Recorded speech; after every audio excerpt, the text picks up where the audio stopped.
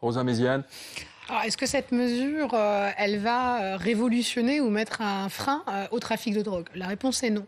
En revanche, est-ce que cette mesure va doter les policiers d'un outil supplémentaire pour déranger le trafic de drogue dans les territoires? La réponse est oui. Est-ce qu'elle va permettre de chasser plus facilement les squatteurs de halls et permettre une meilleure tranquillité des habitants? La réponse est oui. Et donc en ça, je trouve que ça va dans le bon sens. Et au-delà du principe, je crois que toute mesure qui à un moment donné permet de lutter un petit peu plus efficacement contre le trafic de drogue, c'est quelque chose qui va dans le bon sens. Mais bien évidemment, il faut deux choses. La première, peut-être mesurer toutes ces lois et toutes ces mesures ces dernières années qu'on a pu avoir sur le trafic de drogue et peut-être commencer à les évaluer. Ça, c'est la première chose et je crois que cette mesure, une fois qu'elle sera mise en place, elle devra être mesurée. La seconde, il faut peut-être aller plus loin aussi sur la question du trafic de drogue. Moi, je vois 3 points. La première, c'est peut-être commencer à lutter sur toute la chaîne du trafic de drogue. Parce que là, on parle des guetteurs. Mais les pays, question les pays producteurs. Des pays producteurs. Ouais. Question des pays où on passe, où on achemine, en fait, la drogue. La question de la vente et la question aussi du consommateur. Parce qu'on a tendance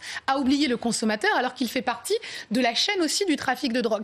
Et donc, ce problème de consommation, notamment du cannabis, parce qu'on est les champions français de la consommation du cannabis, je suis au regret de dire que ce n'est pas un problème franco-français, c'est un problème international. Et à un moment donné, si on n'a pas une meilleure coopération avec ces pays, je pense au Maroc et à l'Espagne notamment, voire même une coopération européenne, on n'avancera pas. Ça, c'est la première chose. La seconde, je vous parlais des consommateurs. On a une forme de bienveillance quand même, de complaisance, voire même à l'égard du consommateur. Et, alors vous dites tout le monde fume, où il y a 11 millions de consommateurs en France aujourd'hui. Je suis désolée, mais c'est bien le problème. Alors depuis des années, il y a un côté récréatif qui me gêne terriblement. Ça a été favorisé quand même, ou en tout cas banalisé par le monde de la culture. Et ça, c'est un véritable problème. Parce que derrière, qu'est-ce qu'on envoie comme message? Ma foi, consommer du cannabis, c'est pas très grave. Et dernièrement, on a eu un exemple avec ce fameux concours d'anecdotes avec le président de la République et McFly et Carlito, où l'une des anecdotes, c'est justement la consommation du cannabis avec l'utilisation de son véhicule. Mais dans la vidéo, il disait, faut pas faire. Faut pas faire avec un sourire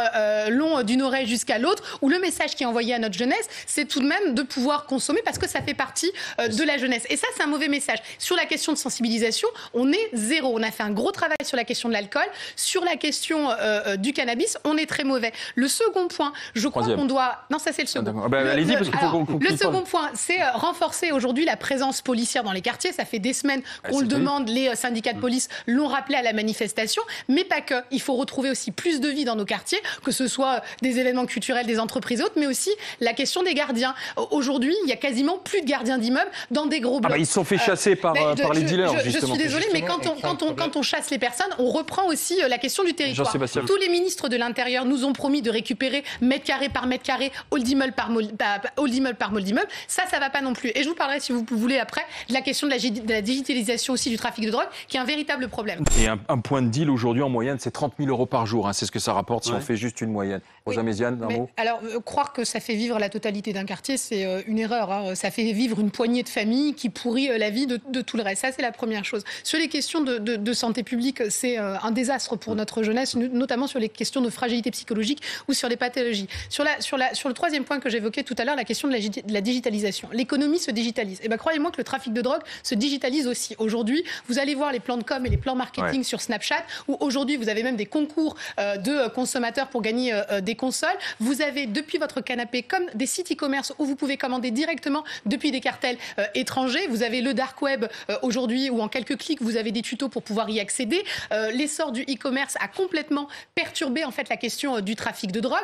Quand on était en pleine crise sanitaire, les trafiquants ont utilisé en fait les bannettes, les caissettes Uber Eats pour pouvoir livrer tranquillement aussi leur trafic de drogue. Et aujourd'hui, les dealers se font payer aussi en crypto-monnaie, en bitcoin et autres, pour pouvoir avoir une opacité complète sur leur argent et éviter les saisies. Donc aujourd'hui, si on a une digitalisation en fait du trafic de drogue, c'est pas l'amende à 135 €. Exactement. Il faut également doter les policiers en fait de services spécialisés avec des moyens, parce que demain, les trafiquants ne seront plus en bas des immeubles, mais auront leur propre plateforme et pourront directement vendre leur drogue depuis leur smartphone. Donc il est là aussi le prochain danger. C'est ce qui s'appelle faire un sort à l'amende de 135 € tel que veut la mettre en place le ministre de l'Intérieur. Merci messieurs, dames d'être venus en discuter. Merci.